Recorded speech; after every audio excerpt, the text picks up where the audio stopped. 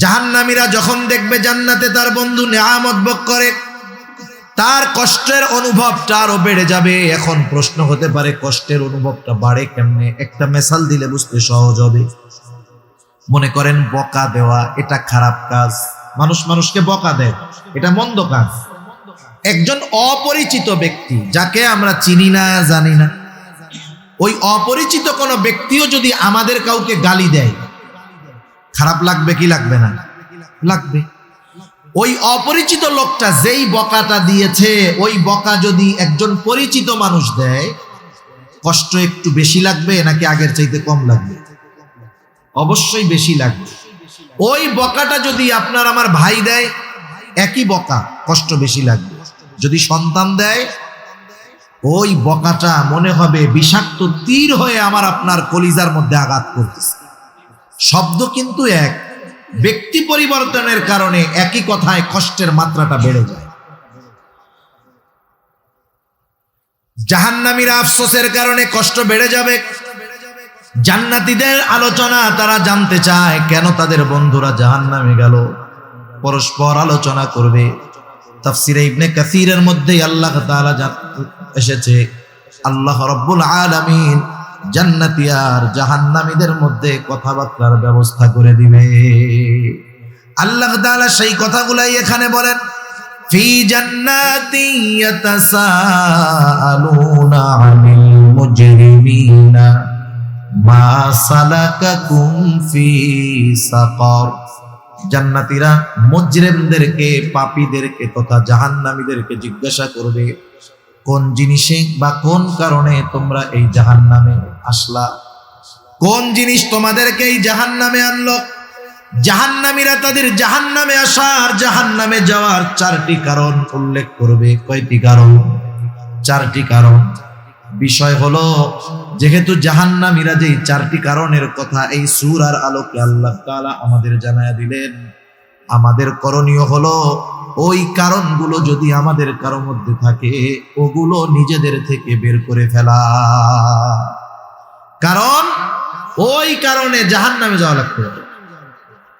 জাহান্নামীরা এবার বলবে, ক্বালু লাম নাকু মিনাল মুসাল্লিন। এক নাম্বার কারণ, আমরা মুসল্লি ছিলাম না, মুসল্লি ছিলাম না। মুসল্লি কাকে বলে?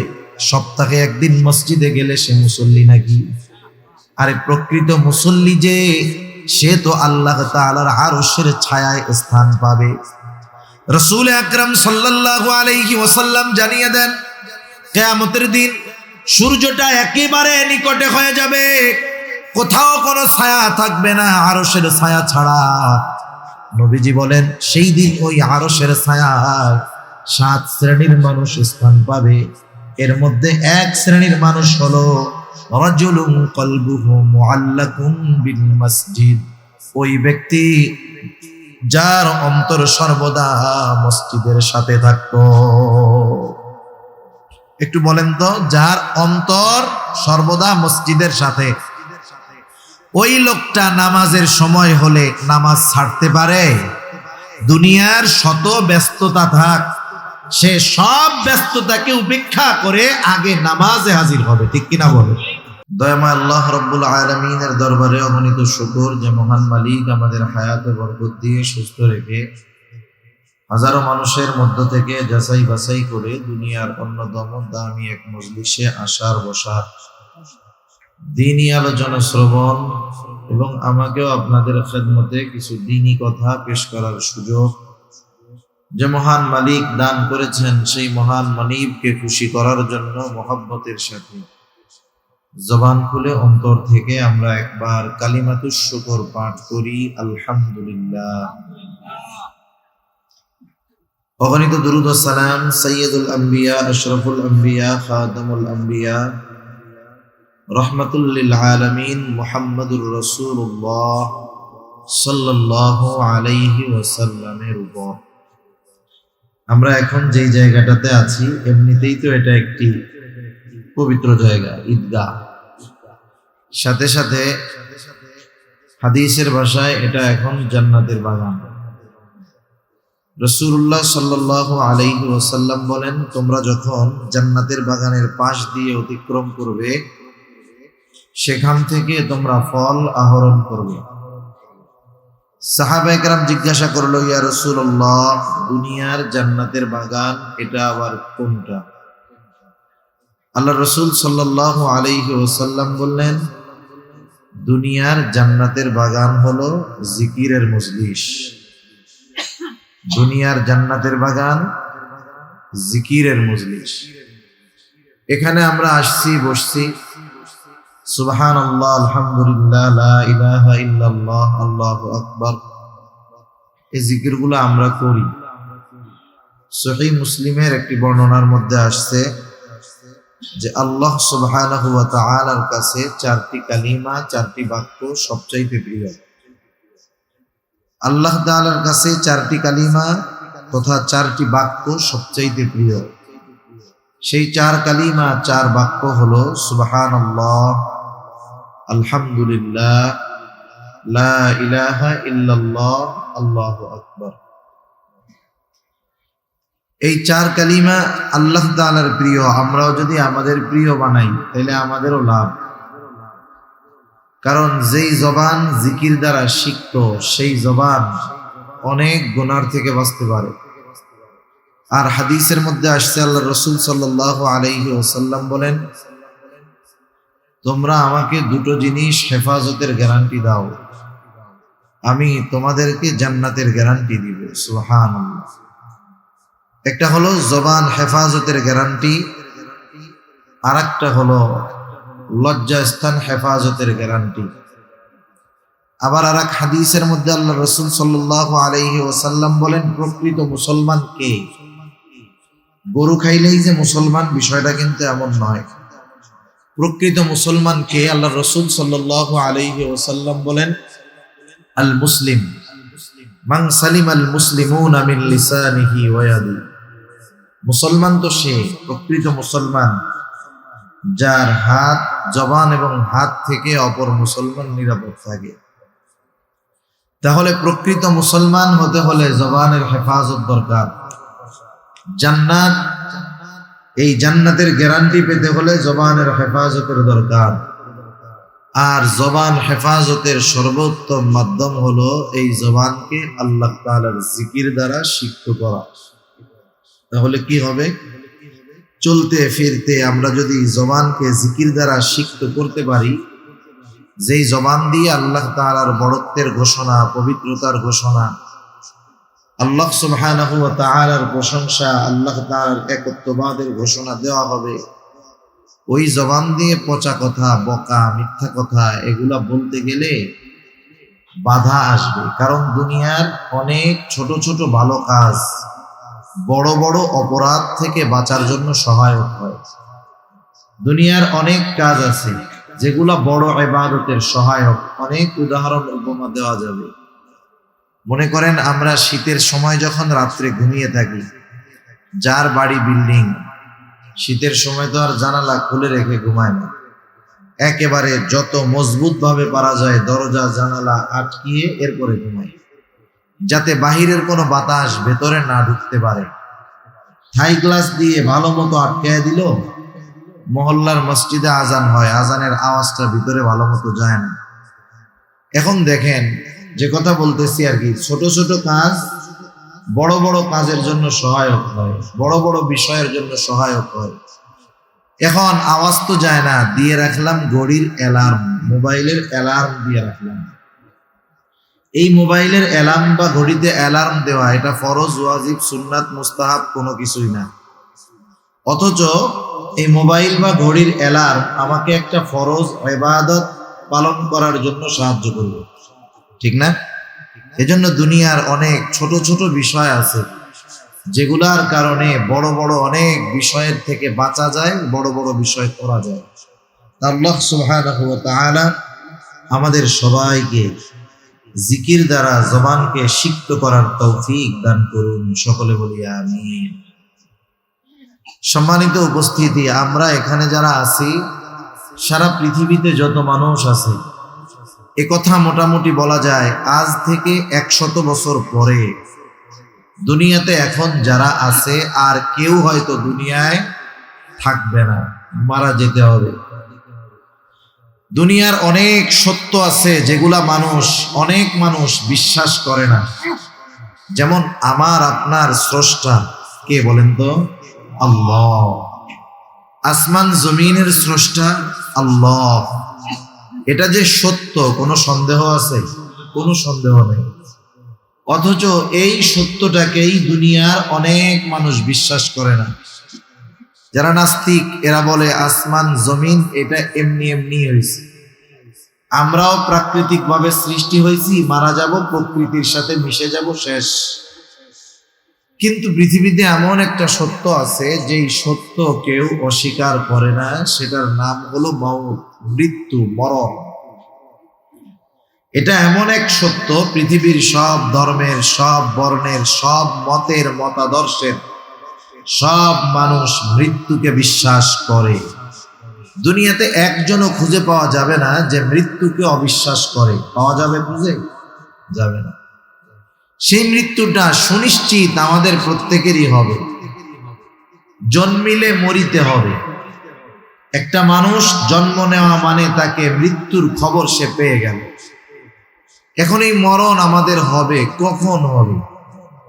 যদিও আল্লাহ তাআলা একটি নির্দিষ্ট সময় নির্ধারণ করে রাখছেন, কিন্তু আমাদের কারো ওই সুনিশ্চিত নির্দিষ্ট সময় সম্পর্কে জানা নাই। আমি আপনি যখন মায়ের গর্ভে ছিলাম, এক টুকরো মৃত মাংসের টুকরার মতো যখন হইলাম, মায়ের রেহেমের ভিতরে পিতার শুক্রকীট 120 দিন পর আমি আপনি একটা মৃত মাংসের টুকরা হয়েছে। আল্লাহ তাআলা ফেরেশতা পাঠিয়ে দিয়েছেন। মায়ের পেটের ভিতরে আল্লাহ তাআলার আদেশে ফেরেশতা রূহ ফুঁকে দিল। আমি আপনি মায়ের পেটের ভিতরে প্রাণ পেয়ে গেলাম। এমনটা আবার হয় না যে একটা মানুষের সব কিছু তৈরি হয়, হাত পা চোখ কান নাক সব কিছু হওয়ার পরে যে রূহ দেওয়া হয়, এমন নয়। বরং হাত পা চোখ কান অঙ্গ প্রত্যঙ্গ এগুলো হওয়ার আগেই আল্লাহ তাআলা মায়ের পেটের ভিতরে ওই মৃত মাংসের টুকরার মধ্যে প্রাণ দিয়ে দেন। চিকিৎসা বিজ্ঞান বলতেছে আগে মানুষের হার্ট তৈরি হয়, হৃৎপিণ্ড আগে তৈরি হয়, এরপরে আস্তে আস্তে শরীরের অনেক অঙ্গ প্রত্যঙ্গ গুলো তৈরি হয়। এজন্য আমরা অনেক সময় দেখি যে একটা ছেলে বা মেয়ে দুনিয়ায় ভূমিষ্ঠ হয়েছে, তার শরীর পরিপূর্ণতা এখনো লাভ করে নাই, এখনো পরিপূর্ণতা অর্জন করে নাই, বিকলাঙ্গ, হয়তো চোখ ফুটে না, অনেকের দেখা যায় এখনো অনেক কিছু অপূর্ণাঙ্গ রয়ে গেছে। এইরকম সন্তান দুনিয়ায় ভূমিষ্ঠ হয় কি হয় না? হয়। তা যাই হোক, ফেরেশতা ওই দিন যখন আল্লাহ তাআলার আদেশে আমার আপনার মধ্যে রূহ ফুঁকে দিয়েছে, ওই দিন ওই রূহটা আমার আপনার সাথে কতদিন অবস্থান করবে আল্লাহ সুবহানাহু ওয়া তাআলার আদেশে ওটাও নির্দিষ্ট হয়ে যায়। সুবহানাল্লাহ। এই যে বোতলটা আছে, পানির বোতলের মধ্যে লেখা থাকে মূল্য, উৎপাদনের তারিখ, মেয়াদ। উৎপাদনের তারিখ মেয়াদ দেখে আমরা বুঝতে পারি যে এইটার মেয়াদ শেষ হওয়ার পরে এই 15 টাকা বোতলের পানি কেউ 5 টাকা দিয়েও কিনবে না যখন দেখবে যে মেয়াদ শেষ। আমার আপনারও একটা নির্দিষ্ট মেয়াদ আছে। বোতলের গায়ের মেয়াদটা দেখা যায়, কিন্তু আমার আপনার মেয়াদটা দেখা যায় না। ওই নির্দিষ্ট সময় যখন হাজির হয়ে যাবে, মালাকুল মউত চলে আসবে, আমার আপনার প্রাণ হরণ করে নিয়ে যাবে। এক মুহূর্ত আগেও আমার মরণ আসবে না, নির্দিষ্ট সময়ের এক মুহূর্ত বিলম্বও হবে না।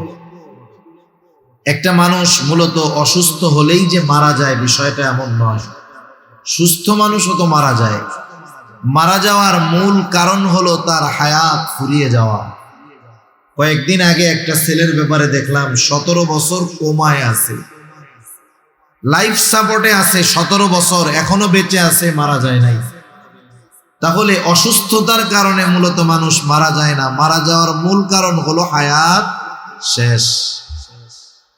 মানুষ মারা যাওয়ার পর আমাদের অঞ্চলগুলোতে মানুষ মারা যাওয়ার পরে প্রচার করে, অ্যানাউন্স করে মাইকের মধ্যে, অমুক এলাকার অমুক অমুকের ছেলে অমুক আজ বিকাল 5 ঘটিকায় ইন্তেকাল করছে। বলে না ইন্তেকাল করেছে? ইন্তেকাল শব্দটি তো আরবি শব্দ, অর্থ হলো স্থানান্তরিত হওয়া।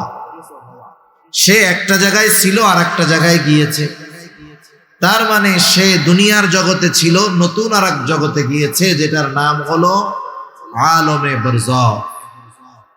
নতুন এক জগতের বাসিন্দা সে হয়েছে, আলমে বরজখের বাসিন্দা। সেই আলমে বরজখ তার জন্য শান্তির জায়গাও হতে পারে, কষ্টের জায়গাও হতে পারে।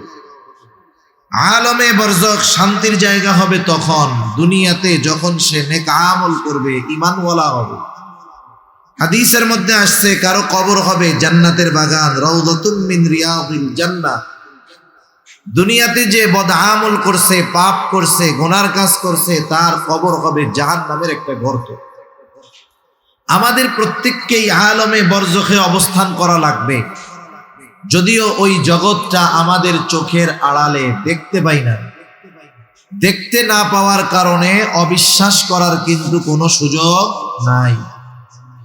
সেই আলমে বরজখে আমাদের অবস্থান করতে হবে দীর্ঘকাল, তবে অনন্তকাল নয়। আলমে বরজখে দীর্ঘকাল অবস্থান, একটা সময় শেষ তো হবে। আল্লাহ তাআলা কোরআনুল কারীমের মধ্যে বলেন, وَنُفِخَ فِي الصُّورِ فَصَعِقَ مَنْ فِي السَّمَاوَاتِ وَمَنْ فِي الْأَرْضِ إِلَّا مَنْ شَاءَ اللَّهُ ثُمَّ نُفِخَ فِيهِ أُخْرَى فَإِذَا هُمْ قِيَامٌ يَنْظُرُونَ। আল্লাহ রাব্বুল আলামিন জানিয়ে দেন, প্রথমবার সিংহায় ফুৎকার দেওয়া হবে। ফাসাইকা মান ফিস সামাওয়াতি ওয়া মান ফিল আরদি ইল্লা মান শাআল্লাহ। আল্লাহ তাআলা যা চান, যেগুলো চান সেগুলো ছাড়া আসমান জমিনের মাঝে যা কিছু আছে সব কিছু অজ্ঞান হয়ে যাবে। মুফাসসিরিনে কেরাম বলেন, সিংহায় ফুৎকার দেওয়ার পর প্রথমে অজ্ঞান হবে, এরপরে মৃত্যু ঘটবে। এই মানুষগুলা যারা প্রাণী ছিল সব শেষ। আল্লাহ তাআলার আদেশে ইসরাফিল আলাইহিস সালাম পুনরায় দ্বিতীয়বার আর একটা বার সিংহায় ফুৎকার দিবে। তবে এই দুই সিংহায় ফুৎকারের মধ্যে ব্যবধানের সময় কতটুকু? হযরত আবু হুরায়রা রাদিয়াল্লাহু তাআলা আনহু থেকে বর্ণিত, তিনি বলেন, দুই সিংহায় ফুৎকারের মাঝে ব্যবধান হলো 40 পর। প্রথমবার সিংহায় ফুৎকার দেওয়ার 40 পর দ্বিতীয়বার সিংহায় ফুৎকার দেওয়া হবে। জিজ্ঞাসা করা হলো 40 দিন, তিনি বলেন না। 40 সপ্তাহ না, 40 মাস না, 40 বছর না, তাহলে কত 40? মূলত প্রথমবার সিংহায় ফুৎকারের কত বছর পর, কত সময় পর দ্বিতীয়বার সিংহায় ফুৎকার দেওয়া হবে, এই হিসাব মূলত জানেন আল্লাহ রাব্বুল আলামিন। এই হিসাব জানা আছে আল্লাহ তাআলার কাছে নির্দিষ্ট সময়। দ্বিতীয়বার যখন সিংহায় ফুৎকার দেওয়া হবে, আল্লাহ তাআলা বলেন, ثم نفخ فيه أخرى فإذا هم قيام ينظرون। দ্বিতীয়বার সিংহায় ফুৎকার দেওয়ার পর যাকে যেখানে কবরস্থ করা হয়েছে, দাফন করা হয়েছে, প্রত্যেকের অবস্থান থেকে দাঁড়ায় যাবে, ডানে বামে তাকাতে থাকবে। আল্লাহ তাআলা আরো এক জায়গায় বলেন, وَنُفِخَ فِي الصُّورِ فَإِذَا هُمْ مِنَ الْأَجْدَاثِ إِلَى رَبِّهِمْ يَنْسِلُونَ। প্রত্যেকের অবস্থান থেকে দাঁড়ায়া যাবে, শুধু তাই না, ইলা রাব্বিহিম ইয়ানসিলুন, তারা তাদের রবের দিকে ছুটতে থাকবে। ওই দিনটাই হলো সেই দিন একদল মানুষেরা বলবে, ক্বালু ইয়া ওয়াইলানা মান বাআসানা মিন মারকাদিনা। হায় দুর্ভোগ, আমাদেরকে আমাদের অবস্থান স্থল থেকে কারা জাগ্রত করলো, কে জাগ্রত করলো? আল্লাহ তাআলা জানায় দেন, সেই দিন মুমিনরা অথবা ফেরেশতারা বলবে, হাযা মা ওয়া'দার রহমানু ওয়া সাদাকাল মুরসালুন।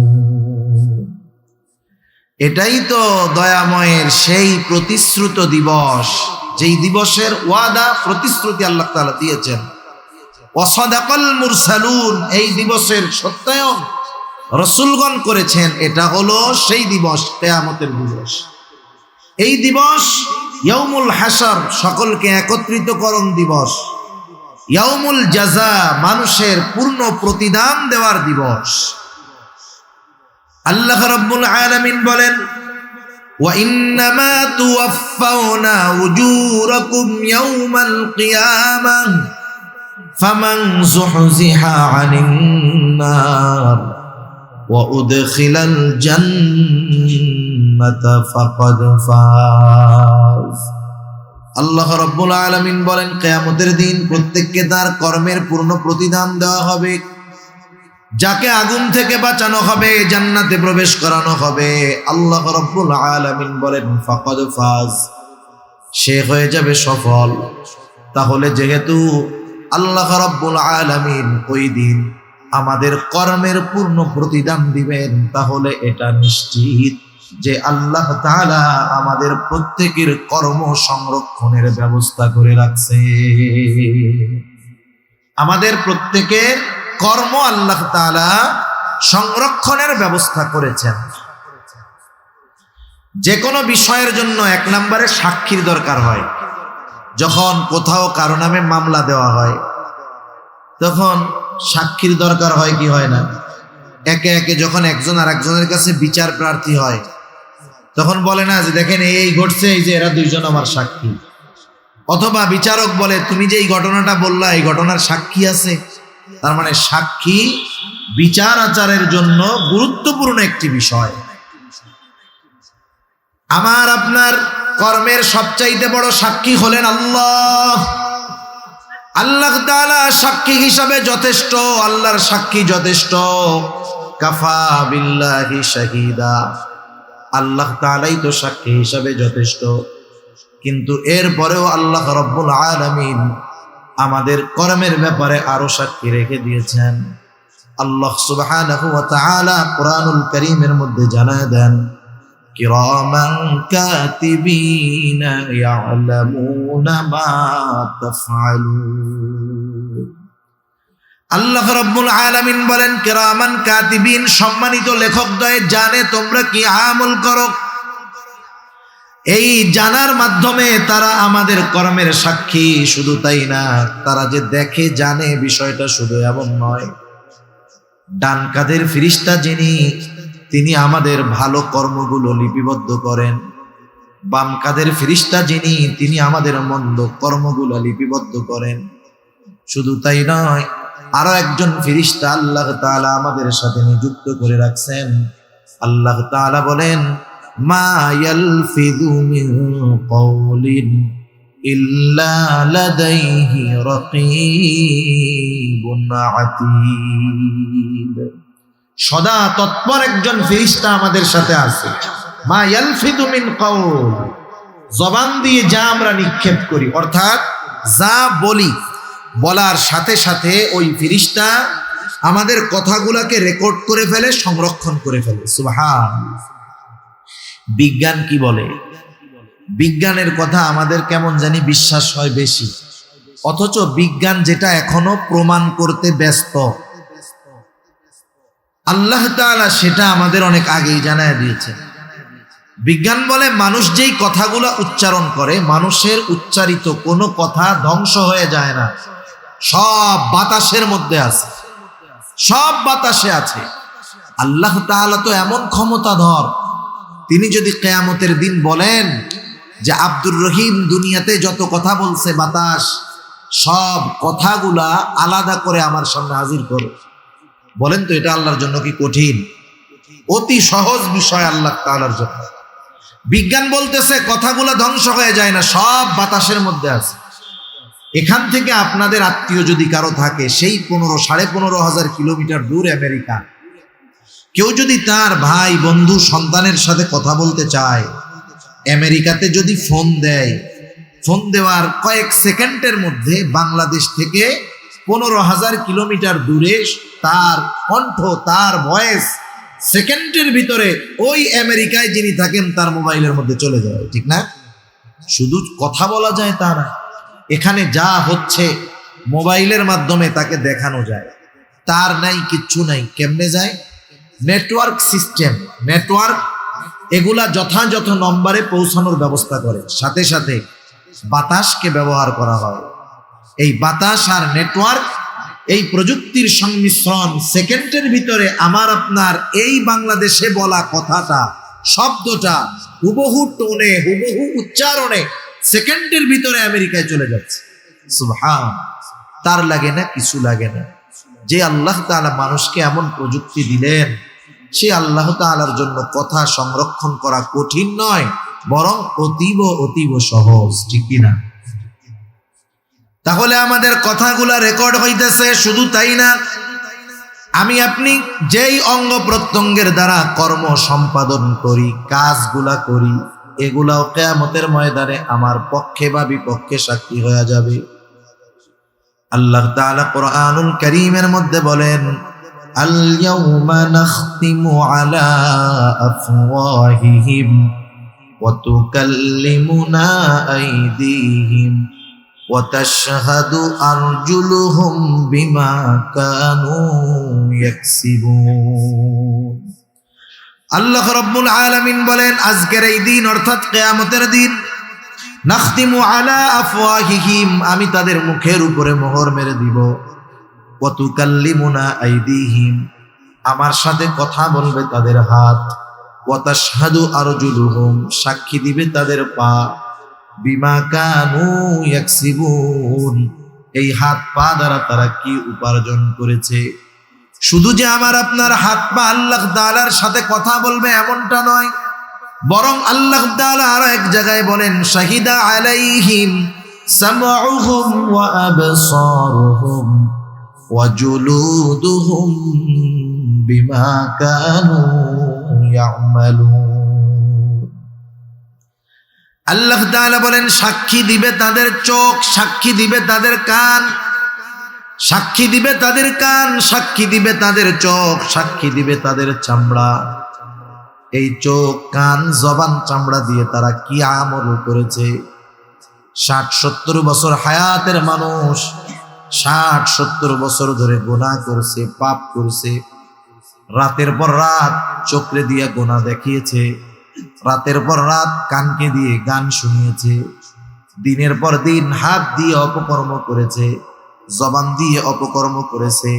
বলেন তো, এই অঙ্গ প্রত্যঙ্গ গুলো দুনিয়াতে কোনোদিন ওই অপকর্ম, অপরাধ করার সময় কথা বলেছে কিংবা বাধা দিয়েছে নাকি? কোনোদিন কথাও বলে নাই, বাধাও দেয় নাই। অথচ এই হাত দিয়ে আমি আপনি অপরাধ করাচ্ছি, চোখ দিয়ে অপরাধ করছি, কান দিয়ে অপরাধ করতেছি, এরা কোনো কথা বলে না। কিয়ামতের দিন যখন কথা বলতে দেখবে, যার বিরুদ্ধে কথা বলবে সে তো অবাক হয়ে যাবে। এবার জিজ্ঞাসা করবে, ক্বালু লিজুলুদিহিম লিমা শাহিদতুম আলাইনা, কি চামড়া, তোমরা কেন আমাদের বিরুদ্ধে সাক্ষী দাও? তার মানে দুনিয়ায় তো কথা বলতে পারতো না, এখন কেমন করে সাক্ষী দাও, কথা কেমন করে বলতেছ? এইবার ওই অঙ্গ প্রত্যঙ্গ গুলাও জবাব দিবে, ক্বালু আনতাকানাল্লাহ, আজকে আমাদেরকে কথা বলার ক্ষমতা দিয়েছেন কে? আল্লাহ আজকে আমাদের কথা বলার ক্ষমতা দিয়েছেন। ওই সময় ক্ষমতা দেন নাই বিধায় দুনিয়ায় কথা বলবে, কিন্তু আল্লাহ তাআলা আজকে আমাদেরকে কথা বলার ক্ষমতা দিয়েছেন। এজন্য তুমি আমাদের দ্বারা দুনিয়াতে কি অপরাধ সংগঠিত করেছো সব আল্লাহ তাআলার কাছে আমরা বলে দিচ্ছি। যদি এই চিন্তাগুলো আমরা সবসময় আমাদের সামনে রাখতে পারি যে হায় হায়, আমি মানুষের সামনে গুনাহ করা, অপরাধ করা, মন্দ কাজ করা, এটাকে কতটা ভয় পাই, অথচ সার্বক্ষণিকভাবে আল্লাহ সুবহানাহু ওয়া তাআলা আমাকে দেখতেছেন, আমার সাথের ফেরেশতারা সর্বক্ষণ আমার সাথে আছে, আমি যাদেরকে দিয়ে অপরাধ করি, অন্যায় করি, তারা আমার বিপক্ষে সাক্ষী। এই চিন্তাগুলা আমরা যতক্ষণ আমাদের মাঝে যথাযথভাবে প্রবেশ করাতে না পারবো, দুনিয়ার আইন, দুনিয়ার কঠোরতা, ওয়াজ নসিহত সহজে আমাদেরকে পাপ থেকে দূরে ঠেলতে পারবে না, পাপ থেকে বাঁচাতে পারবে না। এই চিন্তাগুলা যদি আমাদের মধ্যে না আসে, স্বাভাবিক আপনাদের এলাকার কাউকে যদি বলা হয় যে আপনাকে কিন্তু হাটহাজারী থানা থেকে নজরদারিতে রাখা হয়েছে, খবর আসলো যে আপনি প্রশাসনের নজরদারিতে আছেন, বলেন তো ও 24 ঘন্টা টেনশনে থাকবে না? ঘরের মধ্যে থাকলেও চিন্তায় থাকবে, মসজিদে থাকলেও চিন্তায় থাকবে, বাজারে থাকলেও চিন্তায় থাকবে। আমরা কি 24 ঘন্টা আল্লাহর নজরদারিতে নাই? দুনিয়ার প্রশাসন তাকে কতটুকু সময় নজরদারি করবে? ঘরের মধ্যে গেছে ল্যাপের তলে দেখবে না, কিন্তু আমি আপনি যত আধারে যাই, যত একাকিত্ব অবলম্বন করি না কেন, আল্লাহ তাআলার নজরের বাইরে কখনো যাওয়ার কোনো উপায় আমাদের নাই। এই চিন্তাগুলা মানুষকে গুনার থেকে বাঁচাইতে পারে। তা যাই হোক, দুনিয়ায় যেই কর্মগুলো আমরা করছি, কিয়ামতের দিন আমাদের কর্মের সাক্ষীও আছে, কর্মের প্রতিদানও আল্লাহ তাআলা দিবেন। এগুলো কিয়ামতের দিন আমলনামা বানানো হচ্ছে, ফাইল আকারে প্রস্তুত হচ্ছে, এগুলা কিয়ামতের দিন আল্লাহ তাআলা ছাইড়া দিবেন। প্রত্যেকের দুনিয়ার আমলনামা, যে দুনিয়ায় যে আমল করেছে, যা যা আমল করেছে, যা বলেছে, যা করেছে, সব লিপিবদ্ধ আছে। প্রত্যেকের আমলনামা প্রত্যেকের কাছে পৌঁছায়া যাবে। আমলনামা ডান হাতে কেউ পাবে, আমলনামা বাম হাতে কেউ পাবে। ডান হাতে আমলনামা যারা পাবে তারা সফল জান্নাতি, বাম হাতে যারা আমলনামা পাবে তারা ব্যর্থ, তারা জাহান্নামী। ডান হাতে যারা আমলনামা পাবে, বিষয়টা কিন্তু এমন নয় যে আমলনামা সামনে আছে, মন চাইলে ডান হাত দিয়া নিলাম, মন চাইলে বাম হাত দিয়া নিলাম, এমন নয়। বরং তার কৃতকর্মই তার আমলনামা ডান হাতে অথবা বাম হাতে পৌঁছায়া দিবে। সে নিতে বাধ্য হবে। যে ডান হাতে আমলনামা পেয়ে যাবে সে খুশি। সে ডান হাতে আমলনামা পাওয়ার পর কতটা খুশি হবে, আল্লাহ তাআলা কুরআনুল কারীমের মধ্যে বলেন, ফাআম্মা মান উতিয়া কিতাবাহু বিয়ামিনি ফায়াকুলু হাউমু করাউ কিতাবিয়া ইন্নী যানানতু আন্নী মুলাকিন হিসাবিয়া। আল্লাহ রাব্বুল আলামিন জানায় দেন, ডান হাতে যে আমলনামা পাবে কতটা খুশি সে হবে। আমরা ছোটবেলায় যখন স্কুলে পড়েছি, আমাদের সময় শুধু কোন বিষয়ে কত মার্ক এটা জানায়া দেওয়া হতো না। আমাদের সময় পরীক্ষার উত্তরপত্রটাও আমাদেরকে দিয়ে দেওয়া হতো। বলা হতো, খাতাটা দেখো কি লিখছো, আগামীকাল তোমাদের অভিভাবকদের কাছ থেকে খাতায় সাইন কইরা এরপরে আবার জমা দিবা। যেই ছেলেটা খাতা পাওয়ার পর দেখতো 90-95 পেয়ে গেছে 100-র মধ্যে, সে নিঃসন্দেহে খুশি হইতো, ঠিক কিনা বলেন? বন্ধুদেরকে তার খাতাটা দেখাইতো যে দেখো আমি অঙ্কে 95 পেয়েছি, ইংরেজিতে 90 পেয়েছি। খুশিতে সে বন্ধুদেরকে বলতো, দেখো আমার খাতা পড়া দেখো কত সুন্দর লিখছি। ডান হাতে যে আমলনামা কিয়ামতের ময়দানে পাবে, আল্লাহ তাআলা বলেন সেও বলবে, এই তো আমার কিতাব, পড়ো তোমরা। ফায়াকুলু হাউমু করাউ কিতাবিয়া। এখন ডান হাতে আমলনামা সে পাইলো কেন, এর কারণটাও কেমন জানি সে বলে দিবে। প্রশ্ন করে না, বন্ধু তুমি 90 কেমনে পাইলা? আমরা তো 60, 70, 50 পাইতে কষ্ট হয়েছে। সে তখন কি বলে, শোনো আমি ঠিক মতো লেখাপড়া করছি, তোমরা রাত 10টায় ঘুমিয়ে গিয়েছ, আমি 12টা পর্যন্ত এগুলা পড়ছি। আর আমার দৃঢ় প্রত্যয় ছিল যে লেখাপড়া যদি আমি করি তাইলে আমি 90-এর উপরে মার্ক পাবো, এই জন্যই তো 90 পেয়েছি। ডান হাতে আমলনামা যিনি পাইলেন তিনি বলবেন, ইন্নী যানানতু আন্নী মুলাকিন হিসাবিয়া। আমি এই ব্যাপারে দৃঢ় ধারণা রাখতাম, দৃঢ় বিশ্বাস রাখতাম যে আমাকে হিসাবের মুখোমুখি হতে হবে, হিসাবের মোলাকাত হতে হবে, তথা আমার দুনিয়ার কর্মের হিসাবের মুখোমুখি জবাবদিহিতার কাঠগড়ায় আমাকে দাঁড়াতে হবে। দুনিয়ায় এই ব্যাপারে আমার দৃঢ় বিশ্বাস ছিল বিধায় আমি আমার কর্মগুলো ভালো করেছি, নেক আমল করেছি, যার কারণে আজকে আমি ডান হাতে আমলনামা পেয়ে গেছি। আর একদল বাম হাতে আমলনামা পাবে। বাম হাতে যারা পাবে এদের আমলনামা বুক চিরে বাম হাতটাকে পেছন দিকে নেওয়া হবে, বাম হাতের মধ্যে আমলনামা দেওয়া হবে। বাম হাতে আমলনামা প্রাপ্ত মানুষগুলার বক্তব্য কি হবে? আল্লাহ তাআলা বলেন, ওয়া আম্মা মান উতিয়া কিতাবাহু বিশিমালি ফায়াকুলু ইয়া লাইতানি লাম উতা কিতাবিয়া ওয়া লাম আদরি মা হিসাবিয়া। বাম হাতে আমলনামা যে পাবে সে বলবে, ইয়া লাইতানি লাম উতা কিতাবিয়া, হায় রে আমার দুর্ভোগ, আমি যদি এই আমলনামা না পাইতাম কতই না ভালো হতো, আমি যদি আমার হিসাবের ব্যাপারে না জানতাম কতই না ভালো হতো। আফসোস করবে, কিন্তু করার কোনো কিছু নাই, কারণ বাম হাতে আমলনামা পেয়ে গেল, ঠিকানা হবে তার জাহান্নাম। তাহলে ডান হাতে যারা আমলনামা প্রাপ্ত হবে জান্নাতি, বাম হাতে আমলনামা পেল জাহান্নামী। জান্নাতীরা জান্নাতে যাবার পরে দুনিয়ার মধ্যে যাদের সাথে তার পরিচয় ছিল, জানাশোনা ছিল, জান্নাতে গিয়ে সবাইকে খুঁজতে থাকবে। কিয়ামতের ময়দানে প্রত্যেকেই চিন্তিত, পেরেশান, ভীত। কেমন ভীত? কিয়ামতের ময়দানে প্রত্যেকটা মানুষ নিজের চিন্তায় বিভোর থাকবে। ভাই ভাইয়ের থেকে পলায়ন করবে, পিতা মাতার থেকে পলায়ন করবে, স্বামী স্ত্রী সন্তানদের থেকে পলায়ন করবে।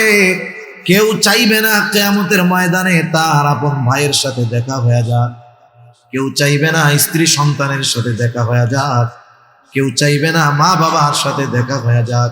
প্রত্যেকে লুকায়া লুকায়া থাকবে, নিজের চিন্তায় বিভোর থাকবে। ওই মানুষটাই যদি ডান হাতে আমলনামা পেয়ে জান্নাতি হতে পারে, জান্নাতে যাওয়ার পর দুনিয়ায় তার যাদের সাথে সম্পর্ক ছিল, পরিচিত ছিল, জান্নাতে যাওয়ার পর ওই লোকটাই সবাইকে খুঁজতে থাকবে। কিয়ামতের ময়দানে পেরেশান, চিন্তিত, ভীত। জান্নাতে যাওয়ার পরে আর চিন্তা নাই, কারণ সেখানে শুধু সালাম সালাম, শান্তি আর শান্তি। এবার সে সব পরিচিত জনকে খুঁজবে, কোথায় আমার ভাই, কোথায় আমার মা, কোথায় আমার বাবা, কোথায় সন্তান, কোথায় আমার সেই বন্ধু বান্ধব, সবাইকে সে খুঁজবে। বলেন তো, খুঁজবে ঠিকই, কিন্তু সবাইরে কি সে জান্নাতে পাবে? সবাইকে জান্নাতে পাবে না তো, কারণ দুনিয়ার অনেক কাছের মানুষ, কাছের বন্ধু হয়তো বাম হাতে আমলনামা পেয়েছে, বদআমলের কারণে সে জাহান্নামে চলে গেছে। এজন্য আল্লাহ তাআলা জানায়া দিয়েছেন প্রত্যেকটা মানুষ তার কর্মের নিকটে দায়বদ্ধ। এখানে বোঝানো উদ্দেশ্য হলো, বদআমল যারা করছে, বাম হাতে যারা আমলনামা পেয়েছে, এই আমলনামা পাওয়াটা বাম হাতে তার কর্মফল, সুতরাং তার ঠিকানা জাহান্নাম। আর ডান হাতে যে আমলনামা পেল সে তো সফল হয়ে গেল।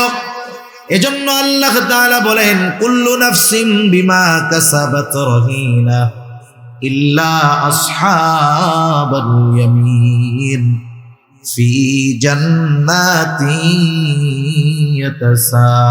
ইয়াতাসাআলুন। জান্নাতে যাওয়ার পরে জান্নাতীরা তো খুঁজবে, সবাইকে পাবে না।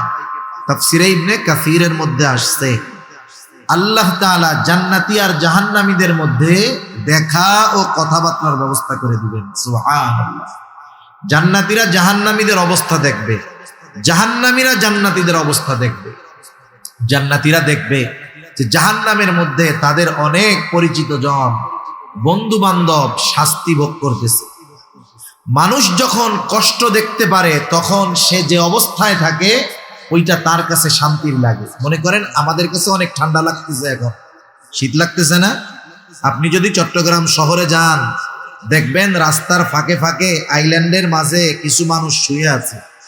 আমাদের তো কান ঢাকার রুমাল আছে, গায়ে দেওয়ার সোয়েটার আছে, ওর ওইটাও নাই। ওই দৃশ্য দেখার পরে যতই শীত থাক, আমার আপনার শীত আর থাকবে না। কেন? ওই কষ্ট দেখে আমি যেই অবস্থায় আছি, এই নিয়ামতের কদর আমি তখন বুঝতে পারবো। তখন আল্লাহ তাআলার দরবারে নেককার বান্দা হলে এমনিই বলবে আলহামদুলিল্লাহ। হায় হায়, চিন্তা করি যে আমার কত কষ্ট, অথচ আমার চাইতে কত কষ্টে মানুষ আছে, আল্লাহ আমারে খুব ভালো রাখছে। জান্নাতীরা যখন জাহান্নামীদের ওই অবস্থা দেখবে, দেখবে তার প্রিয়জন, বন্ধু, আত্মীয় স্বজন জাহান্নামের মধ্যে কঠিন শাস্তি ভোগ করতেছে।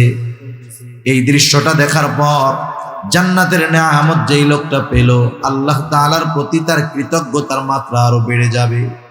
সে আল্লাহ তাআলাকে বলবে, আল্লাহ, এদের সাথেই তো আমি দুনিয়ায় একসাথে চলতাম, আপনি যদি আমার প্রতি দয়া না করতেন, আমার প্রতি যদি ইহসান না করতেন আল্লাহ, হয়তো আমাকেও ওর সাথে ওই জাহান্নামের শাস্তি ভোগ করা লাগতো। জাহান্নামী যখন জান্নাতীকে দেখবে, দুনিয়ায় তো এমন অনেক হয়, একসাথে লেখাপড়া করে, একই স্কুলে পড়ে, একসাথে খেলাধুলা করে, জীবনের অনেক সময় দুই বন্ধু একসাথে কাটিয়েছে, কিন্তু তফাৎটা সামান্য। এক বন্ধু যখন নামাজের সময় হয়, বন্ধুদেরকে বলো চলো নামাজ পড়ে আসি, সে নামাজে আসে, অন্য বন্ধুরা বলে পরে যাব, থাক। খেলাধুলাও করে একসাথে, নামাজের সময় হলে নামাজে আসে। সব বন্ধুরা মিলে অনুষ্ঠান করবে, গানের অনুষ্ঠান, গোনার অনুষ্ঠানের আয়োজন করতে চায়। সে বলে, না বন্ধু, না না, আমি তোমাদের এই মন্দ কাজের সাথে নাই। এই যে কিছু বিষয়ে তাদের থেকে ও বেঁচে থাকতো, ও ওর নেক আমলের কারণে জান্নাতি, এরকম দুনিয়ায় অনেকটাই ঘটে।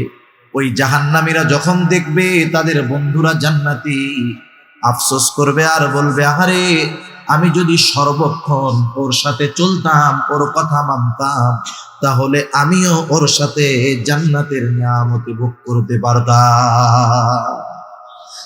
আফসোস, আফসোস মানুষের কষ্ট বাড়িয়ে দেয়। আফসোস মানুষের কষ্ট বাড়ায় দেয়। যেমন মনে করেন, যদি কেউ নদীতে মাছ ধরে থাকেন, বুঝবেন সকাল থেকে দুপুর পর্যন্ত মাছ ধরার চেষ্টা করতেছে। আমাদের অঞ্চলগুলায় বিল আছে, তো ফাঁকা জায়গা, পানি হয়, অনেক বড় বড় মাছ পাওয়া যায়, মানুষে মাছ মারতে যায়। মনে করেন সকাল থেকে দুপুর পর্যন্ত সে পরিশ্রম কইরা একটা মাছও পায় নাই। কষ্ট হইছে না? তার কষ্ট হইছে। এই দুপুরবেলা হঠাৎ করে বড় একটা মাছ তার হাতের মধ্যে বাঁধছে, কোলের মধ্যে ধরছে, 20 কেজি মাছ। মনে করেন 20 কেজি ওজনের একটা মাছ। বলেন তো, এত বড় মাছটা যখন হাতে আসলো, এই যে 6 ঘন্টা যে কষ্ট হয়েছিল, কষ্টের কথা মনে আছে? আনন্দে আছে না? এখন এই মাছটা নিয়ে যখন হাঁটা শুরু করেছে, উপরে উঠবে, মাছটা একটা ঝাঁকি দিয়া ওর হাত থেকে ছুটে আবার গভীর পানিতে চলে গেল। এখন কি হবে বলেন তো? আফসোস। কি হবে? 6 ঘন্টা মাছ পায় নাই, ওর যে কষ্ট হইছে তার চাইতে এই মাছটা ধরার পরে যখন ছুটে গেল, ওই যে বলল আহ, এই আফসোস তার আরো বেশি কষ্টের কারণ হবে। ঠিক কিনা বলেন? সে যদি যুবক থাকে, বৃদ্ধকালে তার নাতিদের কাছে বলবে যে, জানো তোমরা কি করো, আমরা পড়ালেখাও করছি, মাছও মারছি, এই বিশাল এক মাছ পাইছিলাম নাতি একবার, আহ আরে ধরে রাখতে পারলাম না, একটা ঝাঁটি দিয়ে হাতের থেকে পড়ে গেছে। 60-70 বছর পরেও ওই আফসোসের কথা তার মনে আছে। আফসোস মানুষের কষ্টের কারণ হয়। জাহান্নামীরা যখন দেখবে জান্নাতে তার বন্ধু নেয়ামত ভোগ করে, তার কষ্টের অনুভবটা আরো বেড়ে যাবে। এখন প্রশ্ন হতে পারে, কষ্টের অনুভবটা বাড়ে কেমনে? একটা মেসাল দিলে বুঝতে সহজ হবে। মনে করেন বকা দেওয়া, এটা খারাপ কাজ, মানুষ মানুষকে বকা দেয়, এটা মন্দ কাজ। একজন অপরিচিত ব্যক্তি, যাকে আমরা চিনি না, জানি না, ওই অপরিচিত কোনো ব্যক্তিও যদি আমাদের কাউকে গালি দেয়, খারাপ লাগবে কি লাগবে না? লাগবে। ওই অপরিচিত লোকটা যেই বকাটা দিয়েছে, ওই বকা যদি একজন পরিচিত মানুষ দেয়, কষ্ট একটু বেশি লাগবে নাকি আগের চাইতে কম লাগবে? অবশ্যই বেশি লাগবে। ওই বকাটা যদি আপনার আমার ভাই দেয়, একই বকা, কষ্ট বেশি লাগবে। যদি সন্তান দেয়, ওই বকাটা মনে হবে বিষাক্ত তীর হয়ে আমার আপনার কলিজার মধ্যে আঘাত করতেছে। শব্দ কিন্তু এক, ব্যক্তি পরিবর্তনের কারণে একই কথায় কষ্টের মাত্রাটা বেড়ে যায়। জাহান্নামীরা আফসোসের কারণে কষ্ট বেড়ে যাবে। জান্নাতীদের আলোচনা, তারা জানতে চায় কেন তাদের বন্ধুরা জাহান্নামে গেল, পরস্পর আলোচনা করবে। তাফসিরে ইবনে কাসিরের মধ্যে আল্লাহ তাআলা এসেছে আল্লাহ রাব্বুল আলামিন জান্নাতি আর জাহান্নামীদের মধ্যে কথাবার্তার ব্যবস্থা করে দিবে। আল্লাহ তাআলা সেই কথাগুলাই এখানে বলেন, ফি জান্নাতি ইয়াতাসাআলুনা আনিল মুজরিমিনা মা সালাকাকুম ফি সাকার। জান্নাতীরা মুজরিমদেরকে, পাপীদেরকে তথা জাহান্নামীদেরকে জিজ্ঞাসা করবে, কোন জিনিসে বা কোন কারণে তোমরা এই জাহান্নামে আসলা, কোন জিনিস তোমাদেরকে এই জাহান্নামে আনলো। জাহান্নামীরা তাদের জাহান্নামে আসার, জাহান্নামে যাওয়ার 4টি কারণ উল্লেখ করবে। কয়টি কারণ? 4টি কারণ। বিষয় হলো, যেহেতু জাহান্নামীরা যেই 4টি কারণের কথা এই সূরার আলোকে আল্লাহ তাআলা আমাদের জানায়া দিলেন, আমাদের করণীয় হলো ওই কারণগুলো যদি আমাদের কারো মধ্যে থাকে ওগুলো নিজেদের থেকে বের করে ফেলা। কারণ ওই কারণে জাহান্নামে যাওয়া লাগতে পারে। জাহান্নামীরা এবার বলবে, ক্বালু লাম নাকু মিনাল মুসাল্লিন। 1 নাম্বার কারণ, আমরা মুসল্লি ছিলাম না, মুসল্লি ছিলাম না। মুসল্লি কাকে বলে? সপ্তাহে একদিন মসজিদে গেলে সে মুসল্লি নাকি? আরে প্রকৃত মুসল্লি যে, সে তো আল্লাহ তাআলার আরশের ছায়ায় স্থান পাবে। রাসূল আকরাম সাল্লাল্লাহু আলাইহি ওয়াসাল্লাম জানিয়ে দেন, কিয়ামতের দিন সূর্যটা একেবারে নিকটে হয়ে যাবে, কোথাও কোনো ছায়া থাকবে না আরশের ছায়া ছাড়া। নবীজি বলেন, সেই দিন ওই আরশের ছায়ায় 7 শ্রেণীর মানুষ স্থান পাবে। এর মধ্যে 1 শ্রেণীর মানুষ হলো রাজুলুন কলবুহু মুআল্লাকুন বিল মসজিদ। ওই ব্যক্তি যার অন্তর সর্বদা মসজিদের সাথে থাকতো। একটু বলেন তো, যার অন্তর সর্বদা মসজিদের সাথে, ওই লোকটা নামাজের সময় হলে নামাজ ছাড়তে পারে? দুনিয়ার শত ব্যস্ততা থাক, সে সব ব্যস্ততাকে উপেক্ষা করে আগে নামাজে হাজির হবে। ঠিক কিনা বলে? আমাদের মানুষদের অনেক ভুল ধারণা আছে। আপনারা তো আলেমদের সংস্পর্শে থাকেন, অনেক কিছু বুঝেন, জানেন। দুনিয়ার মানুষেরা মনে করে যে আল্লাহ তাআলার আদেশ নিষেধগুলা মান্য করলে শুধু মনে হয় পরকালীন লাভ, জান্নাত পাওয়া যাবে, জাহান্নাম থেকে বাঁচা যাবে। আসলে বিষয়টা এমন নয়।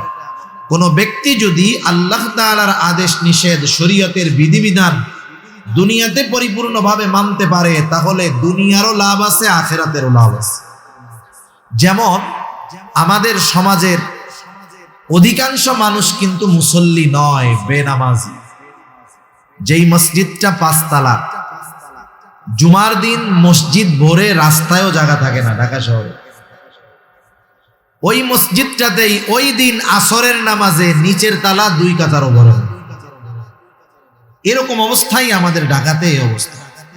এরপরেও যত মানুষ নামাজ পড়ে জুমার দিন, সমীকরণ হলো, হিসাব হলো, বাংলাদেশের যত মুসলমান আছে সমগ্র মুসলমানের 50% মানুষ হয়তো জুমার নামাজে হাজিরা হয়, আর বাকি 50% মানুষ 5 ওয়াক্ত নামাজ বহুদূর, জুমার নামাজও পড়েন। তাহলে চিন্তা করে দেখেন অবস্থাটা কি। আর 5 ওয়াক্ত নামাজের সংখ্যা তাইলে কত পাওয়া যাবে? যে মুসলমান আছে শতকরা সারা বাংলাদেশ যদি জরিপ করা হয়, সর্বোচ্চ 5-6%, সর্বোচ্চ 10% 5 ওয়াক্ত নামাজি পাওয়া যেতে পারে। তাও এটা কঠিন ব্যাপার, মাত্র 10%। তাহলে বাকি 90% মানুষ নামাজ পড়ে না। মানুষ নামাজ না পড়ার যেই কারণগুলো আমাদের সামনে আসে, এর মধ্যে অন্যতম একটি কারণ হলো রিজিক উপার্জন করা। দোকানদার নামাজ পড়ে না, খোঁজ নিয়ে দেখেন কেন? দোকানদার দোকানদারি করে রিজিক উপার্জনের জন্য। সে এই ব্যস্ততায় নামাজ পড়ে না, সিএনজিওয়ালা নামাজ পড়ে না, রিক্সাওয়ালা নামাজ পড়ে না, দিনমজুর কুলি নামাজ পড়ে না। তাহলে বিষয়টা হলো দুনিয়ার বড় একটা অংশ নামাজ না পড়ার কারণ রিজিক উপার্জন করা, ঠিক না? এটাই তো নাকি? হ্যাঁ। তাহলে একটু বলেন তো, রিজিকের মালিক কে? বড় বড় মার্কেটগুলায় দেখবেন মসজিদ আছে, নামাজ পড়ে 50-60 জন, অথচ দোকানই আছে 1000। প্রত্যেকটা দোকানে 2-3 জন করে কর্মচারী আছে। 3-4 হাজার কর্মচারী একটা মার্কেটে নামাজ পড়ে 50-60 জন, শতকরা হিসাব দেন 1% 2% হবে। তাহলে রিজিক উপার্জন করতে গিয়ে অধিকাংশ মানুষ নামাজ পড়ে না, অথচ ওই রিজিকের মালিক আল্লাহ। রিজিকের মালিক যিনি, তিনি যেই পদ্ধতি বলে দেন রিজিক পাওয়ার জন্য, সেই পদ্ধতি বাদ দিয়ে যদি দুনিয়ার মানুষ অন্য পন্থায় পরিশ্রমের মাধ্যমে, বুদ্ধির মাধ্যমে, মেধার মাধ্যমে রিজিক উপার্জন করতে চায়, রিজিকের মালিকের পদ্ধতি বাদ দিয়ে বলেন তো রিজিক উপার্জন করা সম্ভব? রিজিক উপার্জনের চেষ্টা করে যাবে কিন্তু উপার্জন করতে পারবে না। রিজিকের মালিকের ফর্মুলা কি? আল্লাহ রাব্বুল আলামিন বলেন, ওয়া'মুর আহলাকা বিস-সালাতি ওয়াসতাবির আলাইহা লা নাসআলুকা রিজকা। আল্লাহ তাআলা বলেন, তোমার অধীনস্থদেরকে নামাজের আদেশ দাও, তুমিও এর উপরে অটল থাকো। অর্থাৎ নিজেও মুসল্লি হও, ঘরের মানুষগুলাকেও মুসল্লি বানাও। কারণ নিজে মুসল্লি হলে হবে না, নিজে জাহান্নাম থেকে বাঁচলে হবে না, অধীনস্থদেরকেও বাঁচাতে হবে। আল্লাহ তাআলা বলেন, ইয়া আইয়ুহাল্লাযীনা আমানু কু আনফুসাকুম ওয়া আহলিকুম নারা। আল্লাহ তাআলা বলেন, হে ঈমানদারেরা, নিজে জাহান্নামের আগুন থেকে বাঁচো, তোমার অধীনস্থদেরকেও জাহান্নামের আগুন থেকে বাঁচাও। ঈমানদারদের উপরে আদেশ, যেহেতু ঈমান তার আছে, তাইলে কি দিয়া জাহান্নাম থেকে বাঁচবে? তার মানে ঈমান যেহেতু আছে, আল্লাহ তাআলা কেমন যেন বলতেছেন, বান্দা তুমি নেক আমল নিজে করো, এর মাধ্যমে জাহান্নাম থেকে নিজেকে বাঁচাও। অধীনস্থদেরকে দিয়ে নেক আমল করানোর মাধ্যমে জাহান্নাম থেকে বাঁচাও। ঈমানের পরে সর্বোত্তম নেক আমল হলো নামাজ, তাই না? নামাজ, তার মানে মুসল্লি হওয়ার। এজন্য আল্লাহ তাআলা একার আদেশ করেন নাই, বলছেন ওয়া'মুর আহলাকা বিস-সালাতি ওয়াসতাবির আলাইহা। তার মানে তুমি নিজেও মুসল্লি হও, তোমার অধীনস্থদেরকেও মুসল্লি বানাও, নামাজের আদেশ করো, অধীনস্থদের তুমিও তার উপরে অটল থাকো। লাভ কি হবে বান্দা? আল্লাহ তাআলা বলেন, লা নাসআলুকা রিজকা। বান্দা আমি আল্লাহ তো তোমাদের কাছে রিজিক চাই না, বরং তুমি যদি নামাজি হও, তোমার ঘরের মানুষগুলা যদি নামাজি হয়, তোমরা যদি সকলে মুসল্লি হয়ে যাও, লাভটা কি? আল্লাহ তাআলা বলেন, নাহনু নারযুকুকা, আমি আল্লাহ নামাজি হওয়ার কারণে তোমাদের রিজিক দিয়ে দিব। তাহলে যে কর্মের দোহাই দিয়ে নামাজ পড়ে না, রিজিক উপার্জনের দোহাই দিয়ে নামাজ পড়ে না, নামাজ বাদ দিয়ে সে যতই কঠোর পরিশ্রম আর সাধনা করুক না কেন, রিজিকের প্রকৃত স্বাদ থেকে সে বঞ্চিত হবে, রিজিক উপার্জন করতে পারবে না, জিন্দেগিভর পরিশ্রমী করে যাবে। ঠিক কিনা বলেন? এজন্য নামাজের মাধ্যমে আল্লাহ তাআলা বান্দার রিজিক দেয়। রিজক বলতে যে শুধু টাকা পয়সা তা না, জীবন উপকরণ। দুনিয়ার একজন নেককার বিবি, এটাও রিজক। একজন নেককার সন্তান, এটাও রিজক। সুস্থ আছি, এটাও রিজক। এভাবে আল্লাহ রাব্বুল আলামিন জানায়া দিলেন, নামাজি হইলে আমি আল্লাহ তোমাদের রিজিক দিব। তাহলে বলেন, আমরা যদি মুসল্লি হই তাইলে আমাদেরই তো লাভ, ঠিক না? বড় লাভ, জাহান্নাম থেকে বাঁচবো, দুনিয়ার জীবন উপকরণের ব্যবস্থা আল্লাহ তাআলা করে দিবেন। 2 নাম্বার, জাহান্নামীরা তাদের জাহান্নামে যাওয়ার কারণ হিসাবে বলল, ওয়ালাম নাকুনু তু'ইমুল মিসকিন, আমরা মিসকিনদেরকে খানা দিতাম না, খানা খাওয়াইতাম না। সাধারণভাবে মানুষকে খানা খাওয়ানো ফজিলতের কাজ। রাসূলুল্লাহ সাল্লাল্লাহু আলাইহি ওয়াসাল্লাম বলেন, এক ব্যক্তি এসে নবীজির কাছে প্রশ্ন করেছে, আইয়ুল ইসলামি খায়র, ইসলামের মধ্যে উত্তম কাজ কোনটা? নবীজি সাল্লাল্লাহু আলাইহি ওয়াসাল্লাম ছিলেন উম্মতের রূহানি ডাক্তার। এই জন্য একই প্রশ্ন যখন নবীজির কাছে একাধিকবার করা হতো, রোগীর অবস্থা বুঝে নবীজি জবাব দিতেন। এই লোকের প্রশ্নের জবাবে নবীজি সাল্লাল্লাহু আলাইহি ওয়াসাল্লাম বললেন, তুতঈমুত তুআম ওয়া তাকরাউস সালাম আলা মান আরাফতা ওয়া মান লাম তারিফ, তুমি মানুষকে খানা খাওয়াও, পরিচিত অপরিচিত সবাইকে বেশি বেশি সালাম দাও। খানা খাওয়ানোর কথা বলে নবীজি বলেন নাই যে মিসকিন অসহায়দেরকে খাওয়াও, সাধারণভাবে বলছেন যে খানা খাওয়াও। তার মানে আমি যদি কাউকে খানা খাওয়াই, সে ধনী হোক গরিব হোক, সচ্ছল হোক অসচ্ছল হোক, পরিচিত হোক অপরিচিত হোক, দেশি হোক বিদেশি হোক, নেককার হোক বদকার হোক, আমি যদি আল্লাহর সন্তুষ্টির জন্য খানা খাওয়াই, এই খানা খাওয়ানোটা উত্তম কাজ, ঠিক কিনা বলেন? তবে যতই ভালো খাওয়াই না কেন, প্রতিদানের আশা যদি থাকে, প্রতিদানের আশা যদি থাকে, তাহলে কিন্তু এই খানা খাওয়ানোর মধ্যে কোনো ফজিলত নাই। আর জামানা তো এমন, মানুষ আর একজনের দাওয়াত দেয় কিছু পাওয়ার আশা করেই, ঠিক না? কিছু পাওয়ার আশা করেই দাওয়াত দেয়। এ ধরনের দাওয়াতের মধ্যে কোনো ফায়দা নেই। সাহাবায়ে কেরাম মানুষকে খানা খাওয়াইতেন কার জন্য? আল্লাহর সন্তুষ্টির জন্য। আমরা তো অনেক সময় মানুষের কাছে উপকার করে তার কাছে আবার উপকার আশা করি। অনেক সময় এটাও বলি, দেখ ওর এত উপকার করলাম, আমার তো কোনো উপকার করলোই না, এই যে উপকারটা করলাম আমার ধন্যবাদও দিল, বলে না এরকম, একটু থ্যাংক ইউও দিল না। সাহাবায়ে কেরামের অভ্যাস কি ছিল? আল্লাহ তাআলা কোরআনুল কারীমের মধ্যে জানায় দেন। আল্লাহ তাআলা বলেন, ইন্নামা নুতঈমুকুম লিওয়াজহিল্লাহি লা নুরিদু মিনকুম জাযাআও ওয়ালা শুকুরা। তারা খানা খাওয়া কি বলতো? ইন্নামা নুতঈমুকুম লিওয়াজহিল্লাহ, আমরা তোমাদেরকে আল্লাহর জন্য খানা খাওয়াইছি, যেহেতু খাবারটা আল্লাহর জন্য খাওয়াইছি, লা নুরিদু মিনকুম জাযাআ, আমরা তোমাদের কাছে কোনো প্রতিদান চাই না।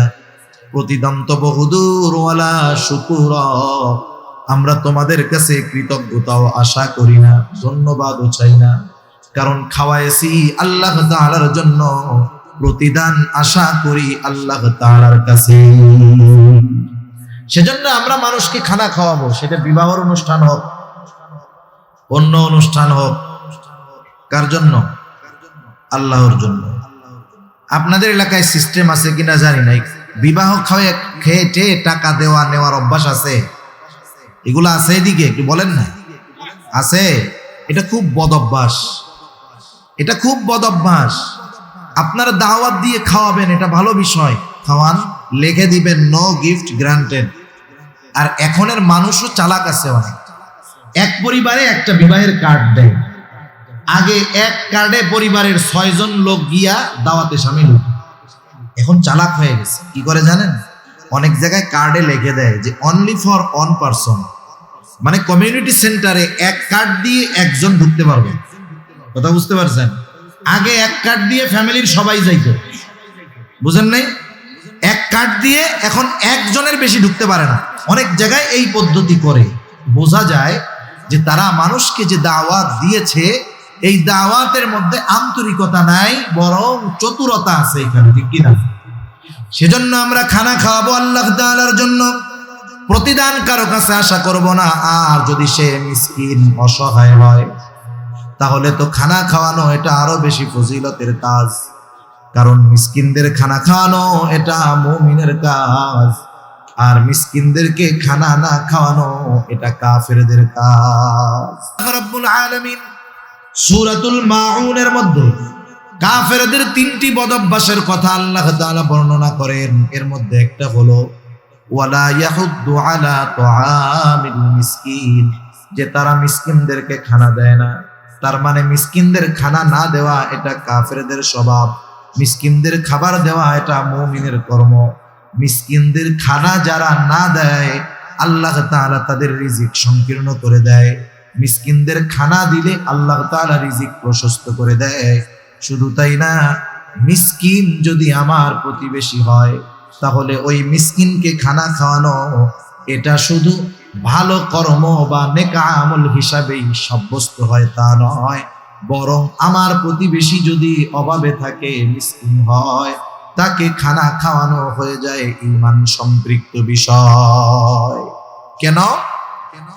হাদিসের মধ্যে আসছে, রাসূল আকরাম সাল্লাল্লাহু আলাইহি ওয়াসাল্লাম বলেন, ওই ব্যক্তি মুমিন নয় যে পেট পুরে আহার করে কিন্তু তার প্রতিবেশী অভুক্ত থাকে। আমি আপনি পেট ভরে খাইলাম, আমার প্রতিবেশী অভুক্ত থাকলো। নবীজি বলেন এরকমটা যে করে সে মুমিন নয়। তাহলে এখানে প্রতিবেশী যদি মিসকিন হয়, অভুক্ত থাকে, আমার যদি সামর্থ্য থাকে, তাকে খানা খাওয়ানো শুধু ভালো কাজ যে তা নয়, বরং এটা ঈমানের সাথে সম্পৃক্ত একটা বিষয়। এজন্য আমরা খেয়াল রাখবো, আমাদের প্রতিবেশী যদি অসচ্ছল থাকে, গরিব থাকে, অভাবী থাকে, তাদেরকে সহযোগিতা করব। সাথে সাথে এই যে শীতের সময় যদি কারো বস্ত্রের সংকট থাকে, কষ্টে থাকে, আমি কিছু পয়সা খরচ করে তাকে একটা কম্বল কিনে দিলাম, তার গায়ে দেওয়ার জন্য, শীত নিবারণের জন্য একটা পোশাক কিনে দিলাম, এটা বড় ফজিলতের কাজ।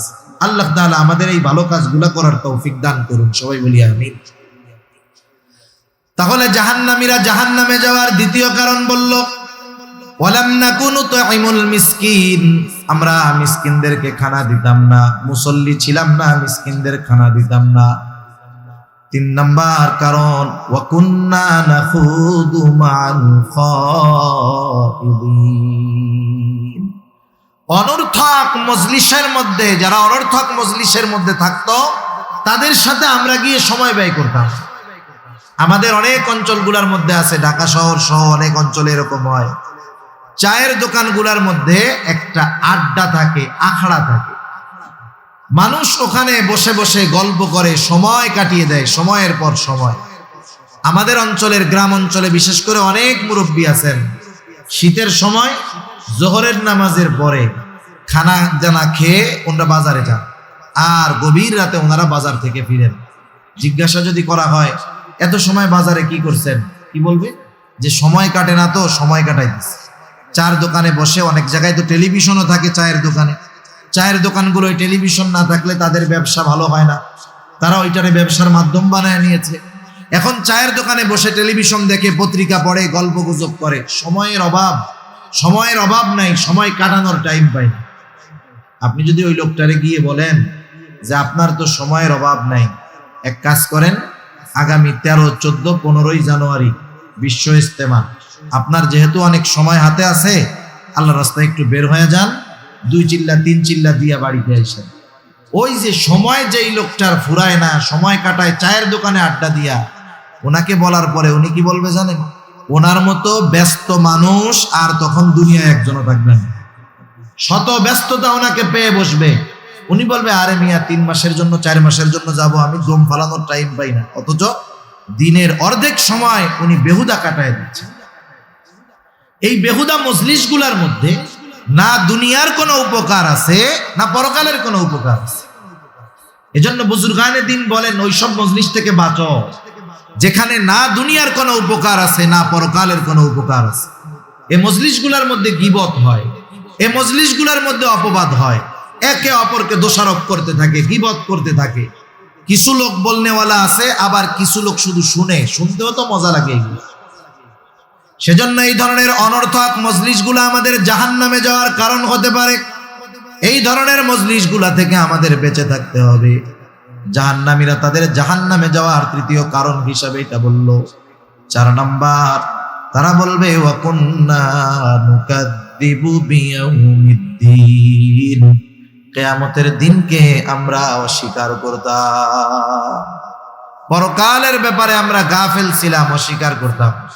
কোন ব্যক্তির মধ্যে যদি প্রথম 3টা বদ খাসলাত থাকে, নামাজ পড়ে না, মিসকিনদের খানা দেয় না, অনর্থক মজলিসে বসে, সে যদি ঈমান নিয়ে কোনো মতে মরতে পারে, শাস্তি ভোগ করার পরে জান্নাতে আসলো। কিন্তু কেউ যদি পরকাল অস্বীকার করে, ঈমানের 6টি ভিত্তির একটি হলো পরকালের প্রতি ঈমান আনা, ওয়াল ইয়াউমিল আখির। ছোটবেলায় আমরা বক্তব্যের মধ্যে এই বিষয়গুলো 7 ভাগে ভাগ করা ছিল। আমরা পড়তাম, আমানতু বিল্লাহি ওয়া মালাইকাতিহি ওয়া কুতুবিহি ওয়া রুসুলিহি ওয়াল ইয়াউমিল আখিরি ওয়াল কদরি খাইরিহি ওয়া শাররিহি মিনাল্লাহি তাআলা ওয়াল বা'সি বা'দাল মাউত। 5 নম্বরে পড়তাম ওয়াল ইয়াউমিল আখিরি। 7 নম্বরে ওয়াল বা'সি বা'দাল মাউত, মৃত্যুর পরে পুনরুজ্জীবিত হওয়ার উপরে। 5 নম্বর পরকালের উপর। এই 2টা মূলত একটা 2 in 1, এই হিসাবে হইল 6টা।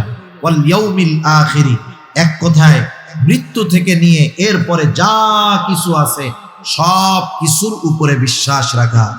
কেউ যদি আখিরাতের সব বিশ্বাস করে, একটা জিনিস অবিশ্বাস করে, সেও পরকাল অস্বীকারীদের অন্তর্ভুক্ত। এজন্য পরকালকে বিশ্বাস করা মানে পরকাল সম্পৃক্ত সব বিষয়গুলোর উপরে আমাদের যথাযথ ঈমান থাকতে হবে, বিশ্বাস থাকতে হবে। কারো মধ্যে যদি এই ব্যাপারে অবিশ্বাস থাকে, তাহলে তো তার ঠিকানা হয়ে যাবে অনন্তকাল জাহান্নাম। আর যারা আখিরাতের প্রতি বিশ্বাসকে দৃঢ় বানাতে পারছে, ওই যে ডান হাতে যারা আমলনামা পাবে, আমলনামা পাওয়ার কারণ হিসাবে তারা বলবে ইন্নী যানানতু আন্নী মুলাকিন হিসাবিয়া, আমি এই ব্যাপারে দৃঢ় ধারণা রাখতাম যে আমাকে হিসাবের সম্মুখীন হওয়া লাগবে। হিসাবের সম্মুখীন হবে সে আখিরাতে, পরকালে। আর হিসাব হবে এই বিশ্বাস রাখতো সে দুনিয়ায়, যার কারণে তার কর্ম ছিল সুন্দর। দুনিয়ার নিজামটাও এরকম, যার কর্মের জবাবদিহিতার ব্যাপারে যার ভয় আছে, চিন্তা আছে, সে তার কর্মগুলো যথাযথভাবে করে, আমলগুলা ঠিকভাবে করে। মনে করেন পরিবারের মধ্যেই ধরেন, যেই পরিবারের মধ্যে জবাবদিহিতা আছে, ওই পরিবারের নিয়ম শৃঙ্খলা সুন্দর। একজনের সন্তান মাগরিবের নামাজের পর আধা ঘন্টা পরে সে বাসায় ফিরল, তার মা বাবা জিজ্ঞাসা করতেছে কোথায় গিয়েছিলে? মাগরিবের নামাজ পড়েই তো বাসায় চলে আসার কথা, আধা ঘন্টা কেন লেট হলো, দেরি হলো? এইবার ছেলেটা বলতেছে আমি আমার বন্ধুর বাসায় গিয়েছিলাম। মা বাবা যদি সচেতন হয় তখন কি বলবে? খবরদার, সন্ধ্যার পরে কোথাও আর থাকা যাবে না, মাগরিবের নামাজ শেষ করে সোজাসুজি বাসায়। আগামীতে যেন আর এমনটা না হয়। এই যে সে যে কাজটা করলো, এই কাজের ব্যাপারে তার জবাবদিহিতা করতে হলো। বলেন তো, ভবিষ্যতে এই ধরনের কাজ করার ব্যাপারে সে অবশ্যই চিন্তা ভাবনার মধ্যে থাকবে, চিন্তা করবে এ ধরনের কাজ বাজ দরকার নাই। কেন? কারণ সে জানে আমি যেটা করি সেই কর্মের হিসাব, কর্মের জবাবদিহিতা আমার ঘরে দেওয়া লাগে। কিন্তু যেই ছেলে মাগরিবের 1 ঘন্টা পরে বাসায় ফিরলো, মা বাবা জিজ্ঞাসা করলো কোথায় গেছে? বন্ধুর বাসায়। কিচ্ছু বললো না মা বাবা। পরের দিন 2 ঘন্টা পরে যাবে, পরের দিন রাত 12টার সময় যাবে, কোথায় গেছো? বন্ধুর বাসায় গেছি। পরের দিন সকালবেলায় যাবে, কোথায় গেছো? বন্ধুর বাসায় গেছি। এই যে কাজগুলো সে করতেছে, কাজের জবাবদিহিতা না থাকার কারণে তার অবাধ্যতা বাড়তেছে। আগে থাকতো 1 ঘন্টা, এখন থাকে 10 ঘন্টা। কেন? জবাবদিহিতা নাই বিধায় যা মন চায় সে তাই করে। দুনিয়ার মধ্যেও একটা মানুষ যদি আখিরাতের জবাবদিহিতার ব্যাপারে যথাযথভাবে চিন্তা এবং ভয় রাখে, বিশ্বাস রাখে, দুনিয়ার মধ্যে ওই লোকের কাজগুলা সুশৃঙ্খল হয়, ওই লোকের কাজগুলা ভালো হয়। কারণ আখিরাতের বিশ্বাস একটা মানুষকে পরিপূর্ণ মানুষে পরিণত করতে পারে। সে দুনিয়ার প্রত্যেকটা কাজ করার আগে ভাববে যে আল্লাহ তাআলা বলছেন ওয়া ইন্নামা তুওয়াফাউনা উজুরাকুম ইয়াউমাল কিয়ামাহ, কিয়ামতের দিন কর্মের পূর্ণ প্রতিদান দেওয়া হবে। সুতরাং দুনিয়ায় আমি যেমন কর্ম করব, ওই দিন আমার কর্মের প্রতিদানটাও তেমন হবে। সে বহুত হিসাব নিকাশ করে দুনিয়ার জমিনে চলাচল করবে। এজন্য আখিরাতের বিশ্বাস মানুষের জীবনকে সুন্দর বানিয়ে দেয়। আখিরাতের বিশ্বাস মানুষের জিন্দেগিকে সুশৃঙ্খল বানায় দেয়। আখিরাতের বিশ্বাস মানুষের জীবনকে একটা নীতিমালার মধ্যে আনে। এজন্য জাহান্নামীরা এই 4 কারণ তারা বলবে। যেহেতু তারা নামাজ পড়ে নাই, মুসল্লি ছিল না, আমরা মুসল্লি হব। তারা মিসকিনদেরকে খানা দিত না, আমরা মিসকিনদের খানা দিব। তারা অনর্থক মজলিসের মধ্যে সময় ব্যয় করত, আমরা অনর্থক মজলিসের মধ্যে সময় ব্যয় করব না। আমি আমার সময়টা ভালো কাজে ব্যয় করার চেষ্টা করব। কোরআনুল কারীম তিলাওয়াত করব, হাদিস পড়ব, ফাজাইলে আমল পড়ব। আমি নিজে পড়তে পারি না, মাদ্রাসার অভাব নাই, মেখল মাদ্রাসায় চলে যাবেন, একটু পড়া শুনলেন, হেফজখানা যেখানে আছে হাফেজদের পড়া শুনলেন।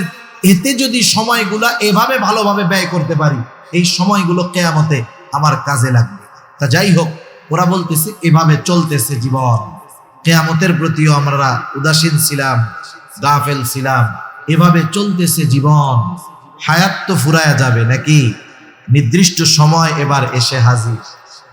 হাত্তা আতানাল ইয়াকিন, মৃত্যু এসে হাজির হয়ে গেল, তথা মরণ চলে আসলো।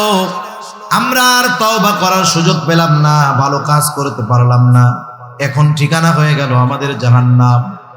একটা মানুষ মৃত্যুর পর তার কর্মের ব্যাপারে আফসোস করে, প্রত্যেকটা মানুষ আফসোস করে, কিন্তু মরার পর আফসোস করে এটা দুনিয়ার মানুষ জানে না, দেখে না।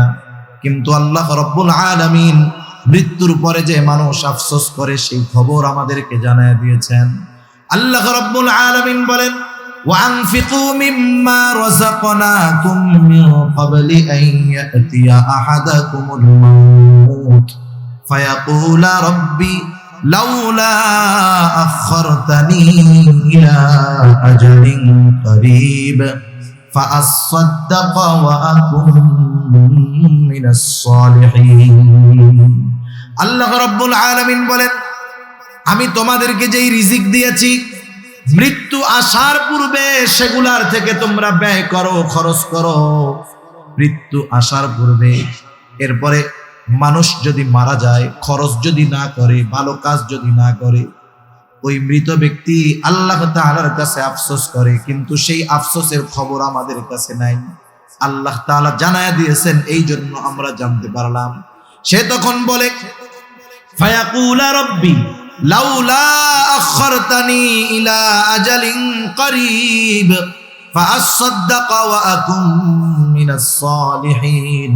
বলে, আমার রব, আমাকে যদি আরেকটু অবকাশ দিতেন, আরেকটু সুযোগ দিতেন, আমাকে যদি আবার একটু কিছু সময়ের জন্য দুনিয়ায় যাওয়ার মতো সুযোগ করে দিতেন, ফাআসাদদাক ওয়া আকুম মিনাস সালিহিন, তাহলে আমি ওই যে আমারে সম্পদ দিয়েছিলেন সেখান থেকে ব্যয় করতাম, সাদাকা করতাম, বেশি বেশি নেক আমল করতাম, ভালো কাজ করতাম, সৎ কর্মশীলদের অন্তর্ভুক্ত আমি হয়ে যেতাম। বলেন তো, ওই সময় আফসোস করা যাবে ঠিক, কিন্তু পুনরায় দুনিয়ায় আবার ফিরে আসা যাবে নাকি? যাবে না। সেজন্য ওই আফসোস করার আগে আমরা যদি আমাদের নিজেদেরকে নিজেরা প্রস্তুত করে নিতে পারি, তাহলে আমাদের পরকালটা সুন্দর হবে, ঠিকানা হবে অনন্তকালের জান্নাত। সেজন্য আল্লাহ সুবহানাহু ওয়া তাআলার কাছে আমরা এই তৌফিক কামনা করি যে আল্লাহ সুবহানাহু ওয়া তাআলা আমাদের সবাইকে জাহান্নামীরা যেই কারণগুলোর কারণে জাহান্নামী, ওই কারণগুলো থেকে আল্লাহ তাআলা আমাদের বেঁচে থাকার তৌফিক দান করুন। সকলে বলি আমিন। আরো জবান খুলে বলি আমিন।